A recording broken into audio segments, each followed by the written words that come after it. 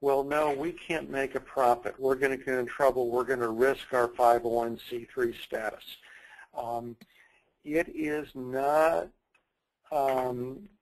it's not prohibited. There's nothing wrong with a nonprofit earning what we often call income in expense of expenses, excess revenue.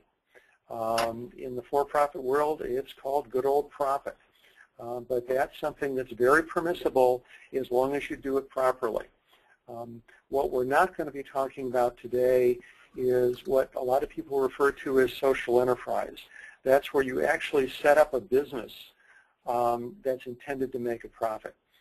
Very often these are related to the mission of your organizations. Examples are a Ben & Jerry's ice cream shop, where people who are learning about the world of work are employed as the staff.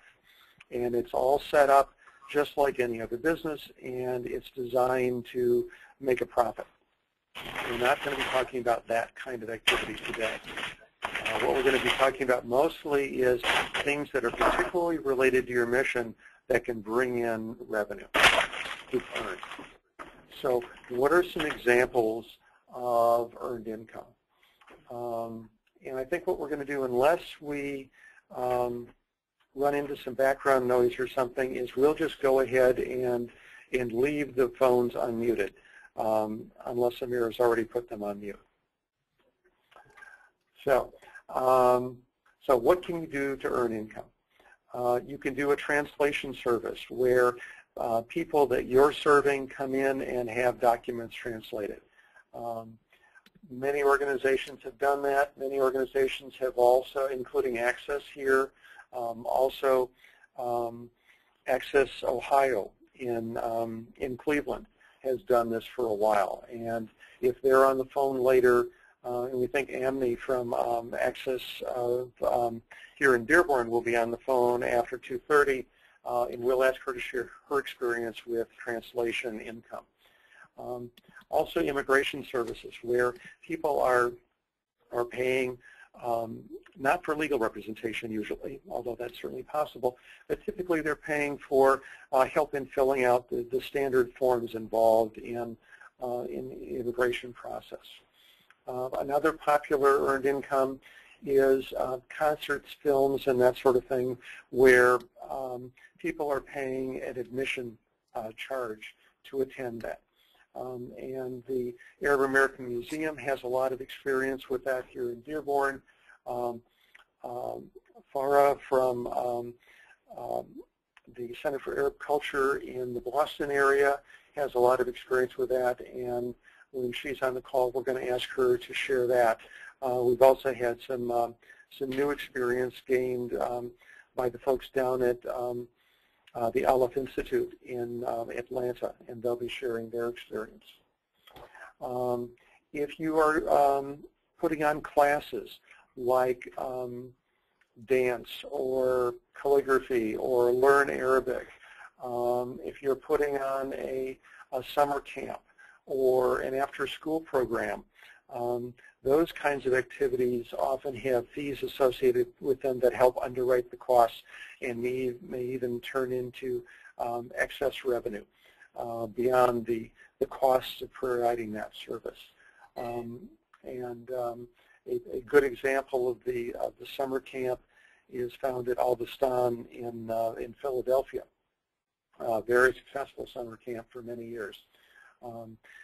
Again, the Aleph Institute in Atlanta has seen major revenue that's helped them tremendously with making their budget out of their Arabic classes that they provide at different levels with outside instructors. Space rental is something that people often don't think about, but if you have space that you're not using all the time, that's something that can produce substantial revenue. And if it's mission related, then all the better. If it's not mission related, you may have to pay taxes on that rental fee, but that can provide major revenue, and that's something that the Arab American Association in Brooklyn has had great success with. and we're going to ask Jenny Goldstein to share their experience. Vendor space at an event. Maybe it's the annual picnic, or it's the Arab Festival, and vendors are paying for space to sell their products or to sell their food, for example. This is not the same as somebody being a donated sponsor for that organization, and one of their benefits is to receive a space. This is where you're selling that space as a commodity to that business or that organization for their use. Food sales at an event. Maybe you're having an Arab Festival or a film or a concert, and you actually sell the refreshments. This is something they're doing at Elif down in Atlanta. I don't know if they've done this at Al-Wan in Manhattan, but they get a really good turnout for their events, and it's a real good possibility. So if Liz gets on the line, we want to ask her about that. So other things that people think about in the way of things that you can do to earn income for your organization. Anybody on the line? Anything you think of that we've missed? Well, I know there's some domestic violence agencies that have counseling for profit, like a separate arm. Okay. Would that be typically for a third-party payer, like an insurance company? Yes. Okay. Yeah, and that's something that. Mikey, there's also. I'm sorry. There was a comment, we missed it. No, I was just adding that there's also, you could sell kind of products of the services you offer. So, for example, cards made by kids in a youth program, or that kind of thing that can also be sold online. Yeah, good thought. And was that Farah? Who just told about the cards? Oh, that's Farah. I know that, actually, I know that Hazami at Al-Bustan does this, so she would have more experience with it. We don't, yes.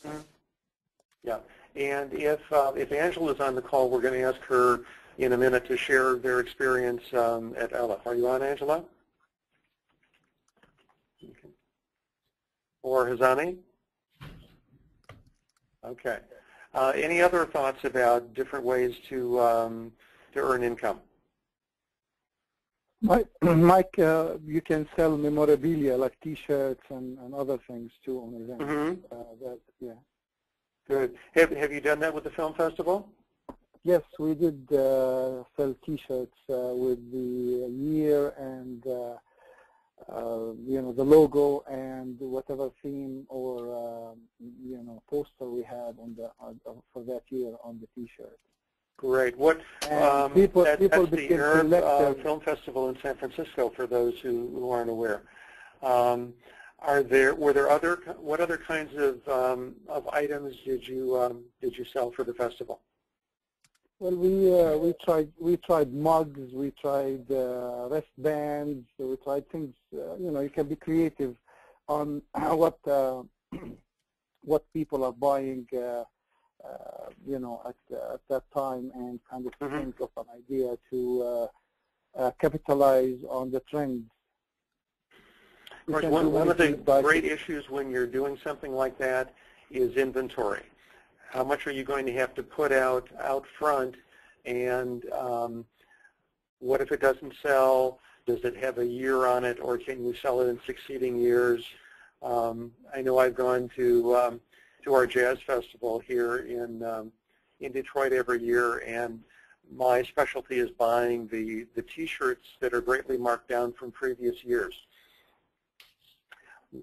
Michelle, what have you found that works the best in terms of over the years in terms of what you sell? Well, there is you mentioned the year. Sometimes when you have the year, the next year it'll be hard to sell the previous year. So we started to not mention the year, but mention the season of the Arab Film Festival.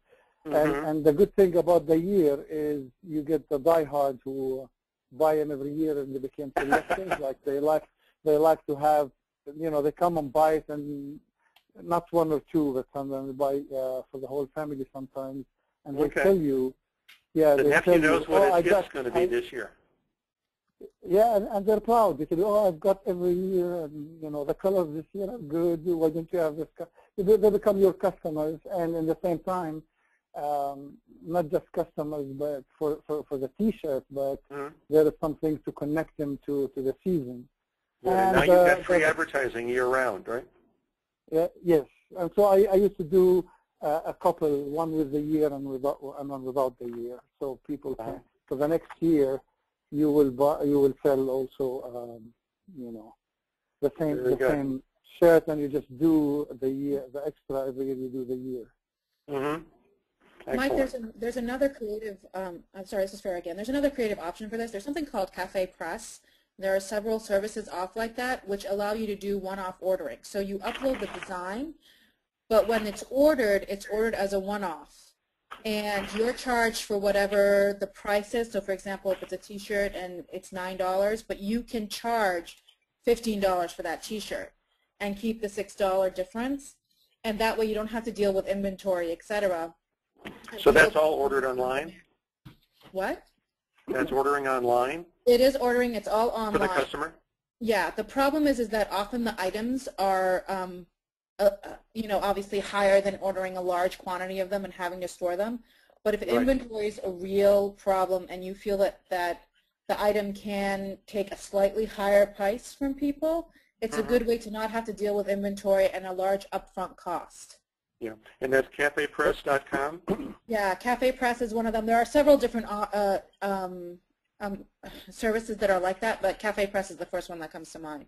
Okay, excellent. Thanks for the resource. The trick, Mike, is to be able to do it at a reasonable place, a reasonable price, because people sometimes presume that because it's a cause, that people will pay higher prices. But again, as you said, these things come, you know, for the market forces, people would buy something for $10 a T-shirt, but they won't buy it for $20 or $15. So what you get that impulse buy right then and there versus people having to go online to get it later, right? Right, and the trick is we get it for like $4 printed, the T-shirt, and sell it for $12. Okay, that's a nice markup. Yeah. Excellent. Hey, Mike, we have a question from one of the attendees. Okay, go ahead. Coulter Abdul wants to know, where does the excess revenue get distributed, and how much excess revenue an agency can receive to still be considered a nonprofit? Okay. We're going to get to that answer, to the first part of that, in a couple minutes. In terms of where the money can go, there's no limit on the earned income in terms of staying a nonprofit. If you think about nonprofit hospitals, you're talking about potentially tens of millions of dollars in revenue. They're still nonprofits. And we're also going to talk about if it's not mission related. Then having to pay tax on that, and some of the ins and outs of that. Okay, but if when we get to the end, if that question still hasn't been answered, let's raise that again. Okay. Okay. Could I say something about this? Absolutely. Well, you know, when we say for profit, it's not really how much revenue you generate, it's how you use it. When the money goes to the budget of the organization, that's not considered profit. Profit is for some individual that benefits from it. So since the money doesn't go to any particular individual, and it goes to the organization to help finance the mission, then it's not considered profit. This is revenue generating in the language of nonprofit. Yep, that's true. Okay, so a few more examples. Some we've already heard about: T-shirts and greeting cards. Handicrafts, another possibility. If you have a gift shop or an event and there are children or seniors or in some other way having handicrafts available. I know the museum here has a really wonderful gift shop where they make purchases in the Middle East and elsewhere and sell those products. Publications, if there's a magazine or something else that you're doing. Trips. Maybe there's a group that's, as a service, you're taking people to a local art museum or a concert or something else, then charging for that trip so that you can defray the cost of the bus and for the admission. That sort of thing is very, very permissible and reasonable. If it's within your mission, or even if it's not, and you'll deal with the tax consequences, putting trips together to back to the Middle East is certainly a possibility as an earned income venture. If you have a parking lot, and this is space that you don't use and you have totally, and you have neighbor organizations that could use that space, you can rent out part of that parking lot to them, or maybe it's evenings and weekends, and there's a local venue that needs additional parking, that space that you can make available to them for a fee. And then a little more controversial, games of chance. Bingo or Texas Hold'em. This is not where you're doing it as a fundraiser necessarily, but you're more, you can certainly count it that way, but this is thinking of it more in terms of you're providing this recreation service to the community as a service, much like a commercial place would. If that's something that falls within what your organization is comfortable with, that's certainly a possibility. So, comments about any of these? Okay. Let's just ask some of the people who are on the phone about some of their experiences with revenue from ticketing or other sales. And let's start with Devin from the museum. Maybe the third Thursday or any other activity that you'd like to talk about. You're referring to like Global Thursdays, for example? I'm sorry? Global Thursdays, for example? Right. Yeah, Global Thursdays is great. And not everybody will know what that is. Yeah, that's what, well, I was about to explain that. Global Thursdays, okay, so the first thing to say is the museum obviously is an ethnocentric, or an ethno-specific museum, not an ethnocentric museum. So while we're telling the Arab American story and documenting that story, we want to be responsive to other ethnic communities throughout our region. And Global Thursdays empowers us to do that. So for example, each fall and each spring we have a music/performance series that takes place here at the museum. And we present different forms of music that's representative of the ethnic communities in our region. So we might have a Latino performer 1 month, an Arab performer 1 month, an African American performer 1 month.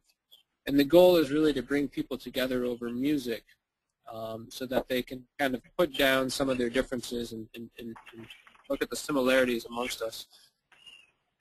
So we provide, we host this music series at what we think is an affordable price, about $8 to $10 per ticket. And it's a way of both generating some unrestricted funds, some revenue, and it's furthering our mission of being an institution that's responsive to our community here in Michigan. Great. Thank you. Bara, can you share a little bit about some of the revenue activities that you've done in the Boston area? Sure. So we've done several types of activities. First, we actually do rent out part of our space to a something called the Arabic Hour, which is a now bi-weekly TV show that's aired in the Boston area. And we also run cultural classes, so we teach calligraphy, oud, tablet, Arabic language, and we run events as well. So out of all these things, I think the greatest lesson that we have learned is you really have to step out of nonprofit mode. Can I interrupt for a second? Are you on a speaker? I'm using my computer speakers. Okay. Sorry. That's all right. Do you want me to call in and have someone else talk? No, that's okay. Okay. So you really have to step out of nonprofit mode and treat these like they're a business. So the hardest part for us was going out and kind of marketing ourselves that we're offering this service and that it's worth being paid for. Because I think the motivation for nonprofits is always to offer free, because we're a nonprofit. So that was the big lesson for us, to go out, market, advertise. Specifically when it comes to events, one of the big lessons we learned from our recent events is how important and how valuable the media coverage that you can be. And sometimes, you know, when we look at events, and I'll give you an example, we recently hosted Hana Sadiq, the fashion designer, and, you know, we really wanted to honor everyone in our community, so we did that. But in addition to that, we got local Boston socialites to show up. And that got us a lot of media coverage in stuff like Boston Magazine, Boston Globe, etc. Now, are they our core constituents, our core community? Not really. Are they there all the time? No. But they gave us that hue that we needed to get the media coverage. And the only reason that that's acceptable for me is because we still honored all of the community members that are really part of our everyday life as a nonprofit. But sometimes those socialites are probably potential donors too. Yeah, they are potential donors, definitely, but they definitely haven't been here in the past, and we're still cultivating that. But most of the press coverage, because it's Boston Press and they want to see the local socialites, we had to do that. And it was very positive for the organization.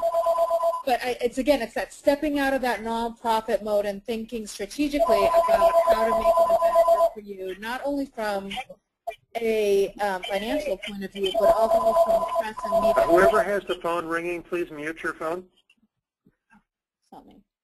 So that's kind of the big step to take, is to really look at it as a business, treat it like it's a business, even though you're a nonprofit, while still honoring your community. I think that's the hardest kind of line to walk. Good point. Thank you. Has Angela joined us from Aleph Institute? Yes, I'm here. Hi, Angela. Welcome. Thank you, Mike. We've been talking about class fees and greeting cards and publications and selling food at your events and a number of different ways to earn income. Can you share a little bit about what you do there and what's worked particularly well, and any lessons from those experiences? Sure. We, as you said, we worked on greeting cards. So Aleph Institute offers Arabic language classes, and this has been of the most successful income revenue service that we've had so far. But in addition to that, we've had children and youth design their greeting cards. They were designed by them, and this was a fundraising for the children so we can continue providing them activities. And so far the greeting cards have touched people quite a bit because they're designed by children, We've sold quite a bit from them, and every year we try to design new ones so that we can add to the collection and add a little educational element to the card. For example, last year we designed a card that says shukran, and on the back we explained that this word is pronounced shukran and it means thank you in Arabic. So that has been a nice thing. The kids it makes them very proud that their work is being, their artwork is being sold. We've added enrichment classes. They're not really yet at the level of, I would say, successful income, but we're building step by step. They're covering the expenses, but they're not yet generating a big income. So we have different enrichment activities, but we're building up for it to become a source of revenue. I think covering expenses is huge. I'm sorry? I say covering expenses is huge. Yeah, that's already yeah. And the other thing we've started, and again, also it's covering expenses and making a very small margin of revenue. And I think I was inspired by Global Thursdays at the museum. But what we did here is a movie and dinner night. So every month we're doing a movie and dinner night, but we're choosing movies of different that touch different ethnic groups or different cultures, and we're inviting that organization to come and to be our honored guest. For example, last month we had a French movie with the star of the movie was Omar Sharif, but we invited the Alliance Française as the honored guest to come and attend. And so they bring their guests, they're exposed to our center, and we also, the dinner is not always Arabic food. We had Mexican dinner. So I liked a lot the idea of the museum. This was very inspiring, and I am hoping to organize art exhibits at the center so that when people come and have it, held for a couple of months, they're exposed to the culture and to the art. So that's how we can invite different communities. Actually, that's very helpful. Thank you, Angela. If we have time at the end, I want to come back to Angela to ask her to talk a little bit about competition, if she can, because Aleph has had long-standing Arabic classes at different levels, but it's a very competitive environment. There are lots of other organizations offering classes like that. And so how this webinar is not about programming and marketing, but it's certainly an issue when you're talking about earned income, is what sort of competition is out there. So let's just go on, and then we have time at the end. We'll come back for some more sharing.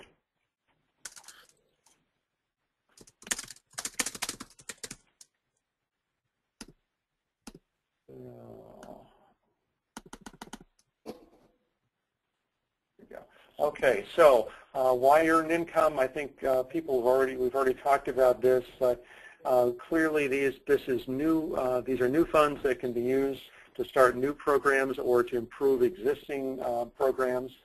These are flexible dollars. These are undesignated gifts, unlike a grant, which says this is what you have to spend it for because that's what your application said, your proposal. These are undesignated dollars. You can use them for the electric bill, the light bill, the new executive director part-time position and that person's benefits, the mortgage payment, whatever it is that you need it for. You can certainly, and this gets toward the earlier question, is you can restrict these dollars temporarily. This is a board-level decision. But the board could say, the revenue that comes in to this program is going to be used for this program to defray the costs, to improve it, whatever. That could be permanent or it could be temporary. My recommendation is temporary, so that can be changed later. Or it can be permanently restricted and said, okay, this money is going to go to our endowment fund, and then you only spend the interest off of those dollars. So it's a board level decision to decide what's going to happen with that money based on the recommendation of the staff. These are very visible services, and we've already heard examples, including the one from Farah with the fashion show, where we're going beyond often our usual community that we serve with other kinds of services. And so it helps make our organization very visible in the community and helps us reach out to new audiences that may also be potential volunteers, potential donors, potential board members, you name it. So it's getting us out of our usual comfort zone. It's also a way to demonstrate value of our organization to clients and the people that we serve. If somebody's willing to pay for something, they value it. There's kind of a funny thing that happens when you're trying to set prices. It seems like the more you charge, the more people think that something has value. And if you don't charge anything, then people take it very casually and may reserve a seat and not show up because they don't have any money there on the line. So there's some pluses to charging just to get people to take what you're doing seriously. So some of the things where you might consider in terms of avoiding earned income, you need to think very seriously about the startup costs. If you're going to start, for example, an after-school program or a camp, you could be talking about some very serious startup costs in terms of licensing, getting people on board well before the clientele starts registering. So there's a lot of upfront costs. To put on a service like an after-school program, it may mean you need to make your space, to do some major renovation to your space to be able to get that license, for example. You may have to buy extra insurance to cover you and the participants in the program. So really thinking just like a for-profit would about what's it going to cost us to get going in this program, and then how long is it going to take us to start earning back enough money to pay for it. You need to be thinking about the competitive environment. Who else is providing this service? What are they charging? Who are they serving? When are they providing it? So that you can be competitive with those other programs. You need to think about unrelated business income. This is a federal term. We're going to give you at the end the right citation to be able to learn more about this. But basically, if you earn more than $1,000 total, that's from any different program, you need to file an extra element, a 990T, T for tax, as part of your annual IRS tax return. And that's if the income is not related to what your mission is. And we're going to talk a little bit more about that. And then there's the issue of what about the people you're serving who can't afford what you're charging for that. So let's talk a little bit about that. So some of the considerations. How to handle that fee, especially if you're serving people who don't have a lot of income. So one possibility is to have a mandatory charge that everybody has to pay. It's advisable to set that slightly below what for-profits are charging. That helps you PR-wise, it helps you competitively. It could be that you say, here's a suggested or voluntary donation, and people can put that in. I remember running a senior citizen lunch program in my early days in the War on Poverty, and there was a can where people could put in their donations. At the end of the day, we would always find lots of buttons in that can because seniors would come in for their lunch and they wanted to have people hear that clink when they were making their donation, and what they were dropping in the can was buttons, not coins. But it's a requested, a voluntary donation. You could offer it as a member benefit. If you have a membership organization where people are paying to be part of your organization, that could be a member benefit. Or you could offer a discount as a member benefit. You could have a sliding scale. Different income levels, different ages pay different fees.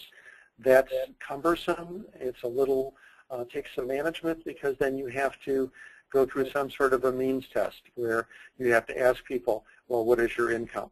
And you may or may not ask them to prove that. But you've got to work that sliding scale somehow. You could, an alternative to that is to offer scholarships, to say, you know, here's the cost of this program, here's the fee, but if you can't afford that, let us know, and we have a certain number of scholarships where we can make sure that your youngster can participate, or you can participate on a scholarship basis. And so then you decide how much of a application process, or is it just going to be on an asked for basis. You also need to look at, are there funders that you have who prohibit fees for the programs that they're helping support? That may be an issue. And you'll have to look at the PR image. Are people going to get, are the wrong people going to get too upset with you if you're charging for a service? And can you get past that with explanations? Additional considerations, we already talked about people value what they pay for, and somehow if you pay more, it's a more valuable service.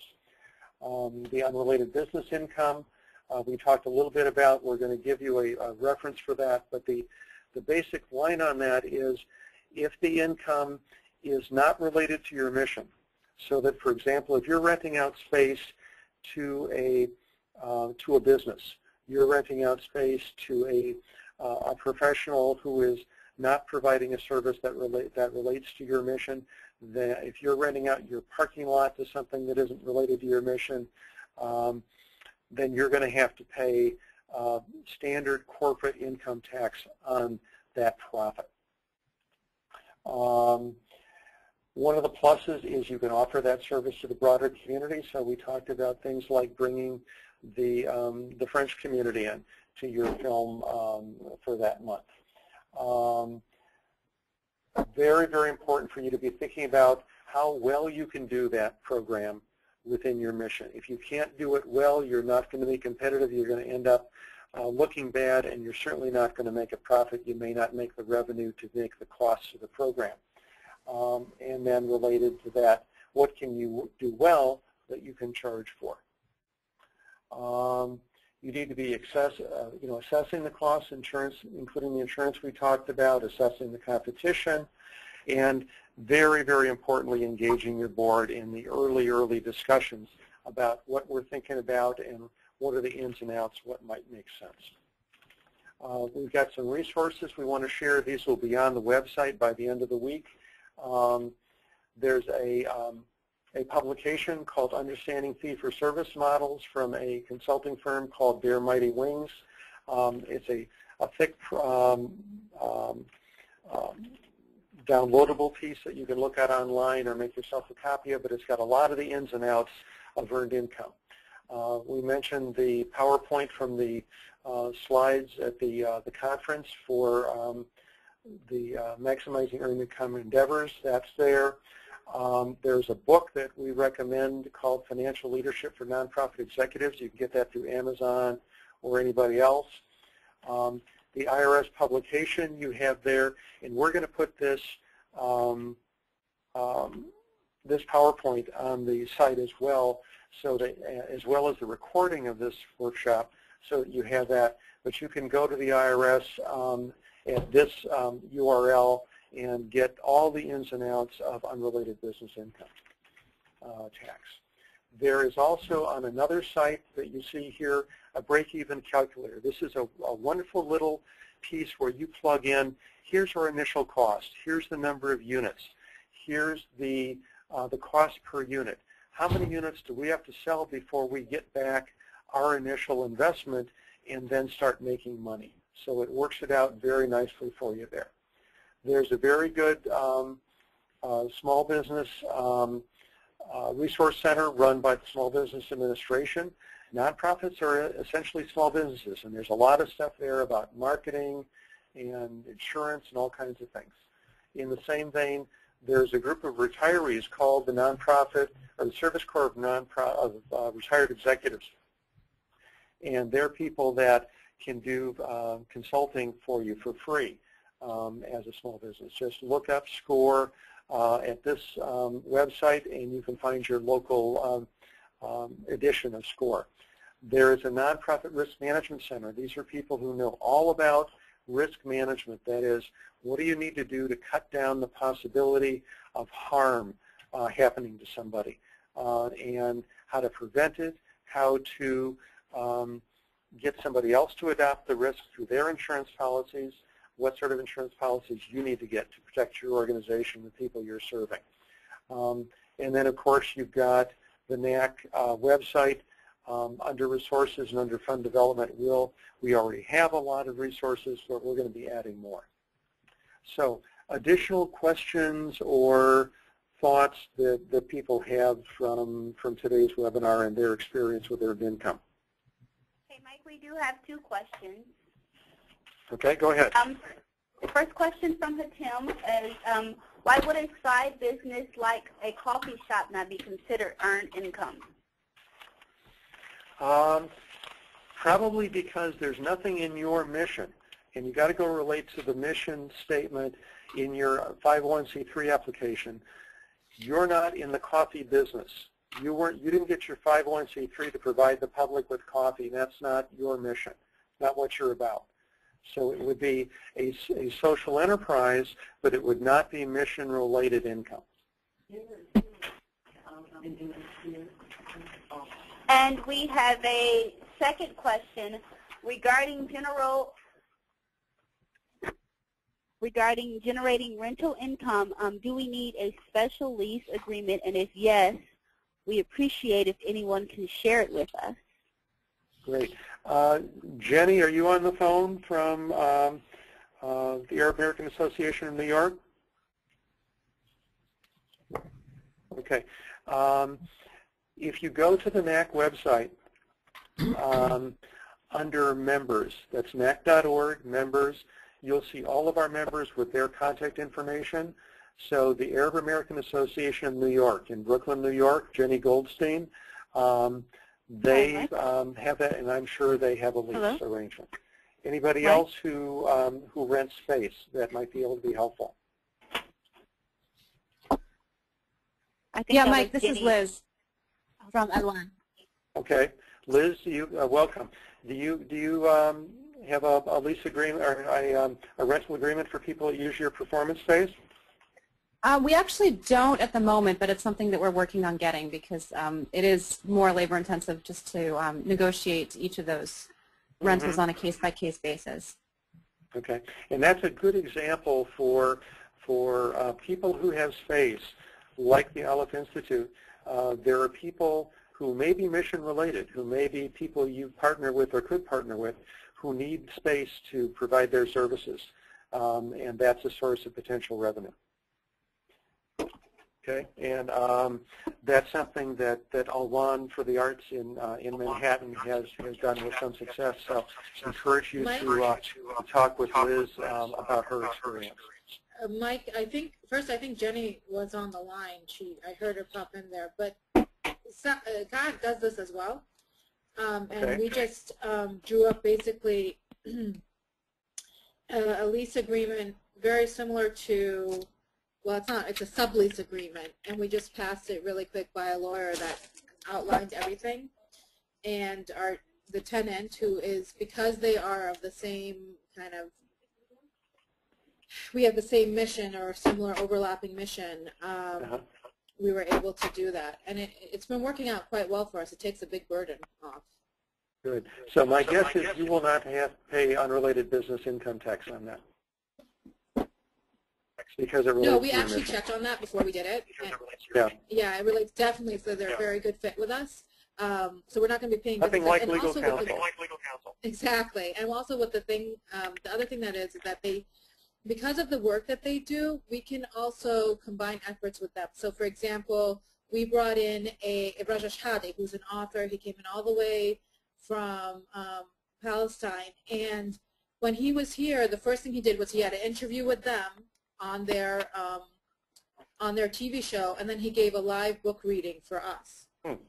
So there are ways that, because we have similar missions, we can coordinate with them as well. That's great leveraging. Good. Okay. Hi, Mike. Can you hear me right now? Pick this up because we're getting feedback. Okay. So Hey, I'm Mike, going to ask. I'm sorry. Mike, I just want to interrupt. There was someone, they had a question. Go ahead.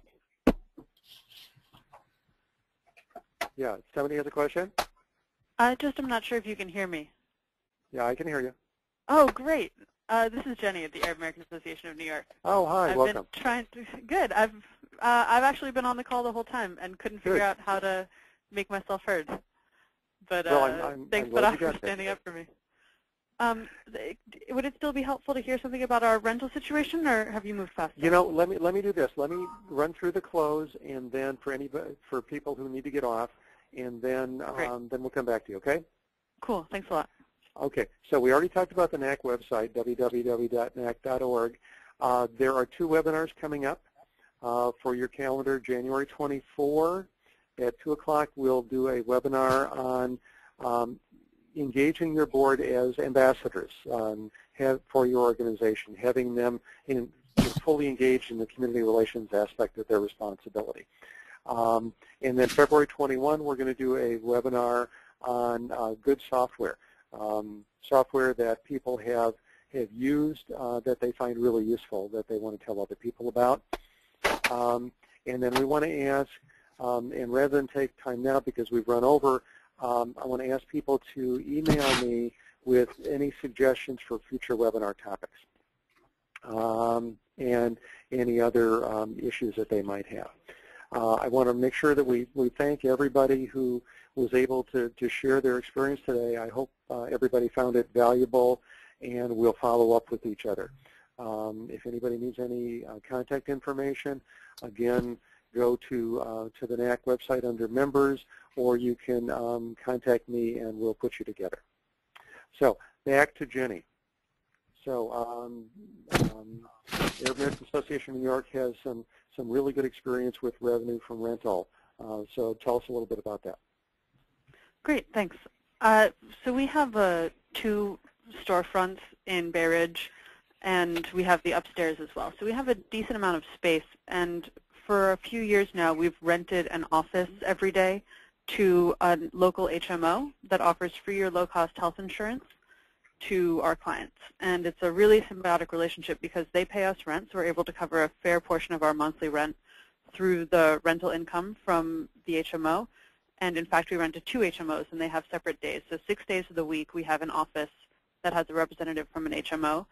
And we also are able to refer clients back and forth. So if they have someone who comes in because they're there who it turns out also needs help applying for food stamps, they'll refer that person to one of our staff, and vice versa. We can refer people who don't have insurance to see whatever HMO is in the office. And that's great. It's been great for us. They also sponsor a lot of our events. Excellent. That's another way of reaching the community.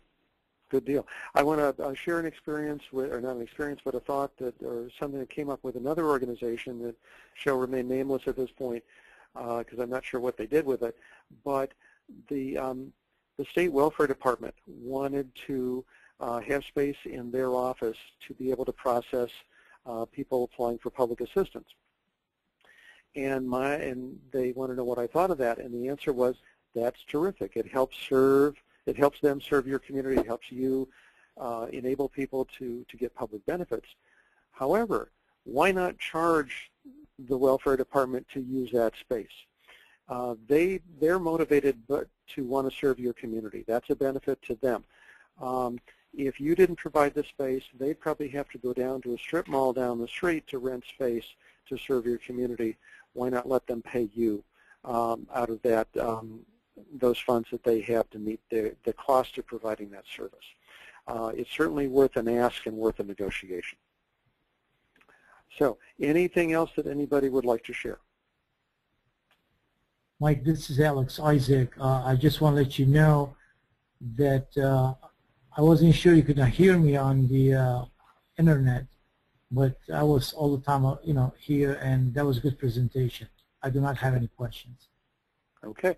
Anything that you'd care to share about revenue from immigration services? Yeah, actually, what we do charge some fees that we on the record when we apply for accreditation.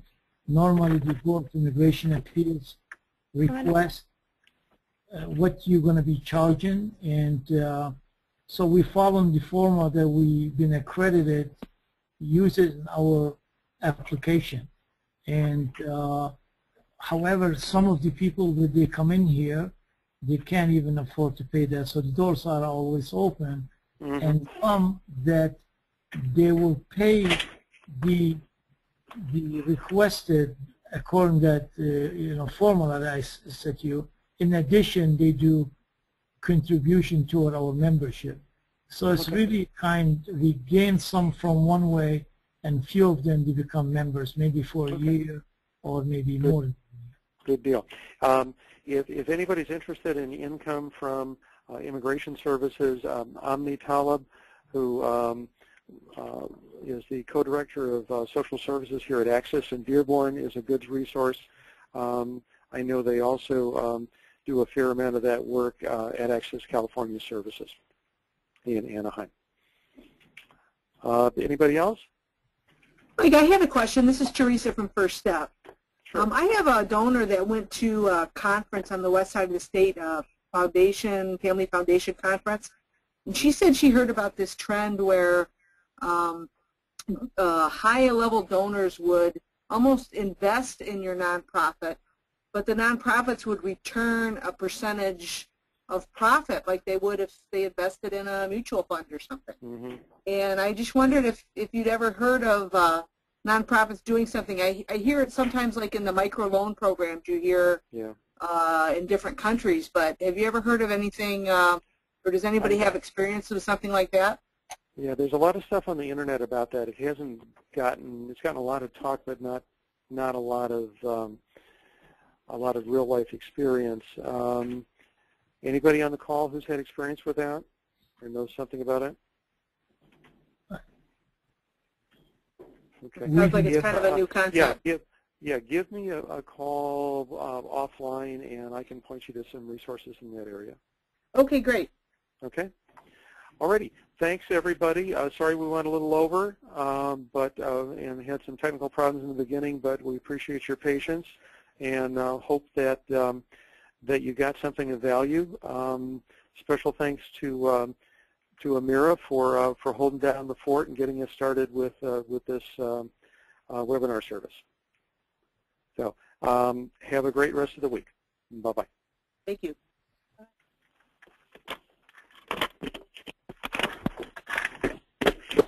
That's weird.